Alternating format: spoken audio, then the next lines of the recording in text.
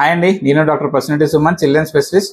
ఒక 3-4 months back అనుకుంటా ఒక ఫాలోవర్ తెగ టెన్షన్ లో మెసేజ్ చేసింది. సార్, సిటీలో ఉన్నప్పుడు మా బేబీకి A2 మిల్క్ ఇచ్చేదాన్ని, ఇప్పుడు విలేజ్కి వచ్చినాం, ఇక్కడ ఫంక్షన్ అని ఆ A2 మిల్క్ దొరకలేదు, ఏం చేయాలో చెప్పని టెన్షన్ ఉన్నది.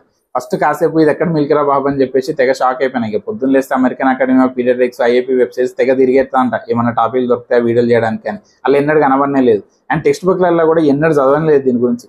ఎంత ఇంపార్టెంట్ అయితే కనీసం పేరన్నా తెలియాలిగా. సరే, ఇక అప్పుడు మళ్ళీ ప్రాపర్గా రీసెర్చ్ చేసి ఆన్సర్ చెప్పినట్టు అయితే, బట్ ఎప్పటి నుండో పైసలు బాగా వేస్ట్ చేసుకొని సూపర్ గ్రేట్ అని దాగిస్తారు కదా. సో నా ఆన్సర్ నచ్చలే అన్నట్టు దానికి. ఇంతకు ఏం చెప్పినా అంటే, మీరు అనవసరంగా పైసలు వేస్ట్ చేసుకుంటారు, ఇది న్యూట్రియన్స్ పరంగా నార్మల్గా దొరికే మిల్క్కి ఏ డిఫరెన్స్ లేదు, మీరు అనవసరంగా బక్రా అవుతారు అని చెప్పిన.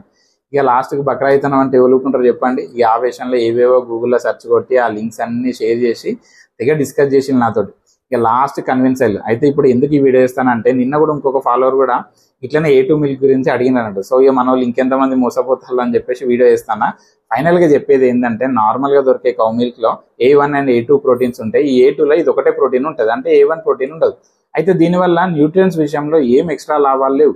జస్ట్ ఎవరికన్నా పాల అరుగుడ్ల ప్రాబ్లం ఉంటే మాత్రం ఇది ట్రై చేసుకోవచ్చు అన్నట్టు. అట్లనే ఇదేం లాక్టోస్ ఇంటాలరెన్స్ వాళ్ళకి కూడా హెల్ప్ అయ్యేది కూడా కాదు. సో ఓవరాల్గా చెప్పేది ఏంటంటే, ఏ ఎదువలు పడితే ఆ ఎదువలు చేసే రీల్స్ చూసో, లేకపోతే వచ్చిరాని గూగుల్ సెర్చ్లు చేసి సైన్స్ మొత్తం మాకే తెలుసు అనుకొని ఇటువంటి పాష్ కథలు పోయి పైసలు వేస్ట్ చేసుకోకండి. ఓకే.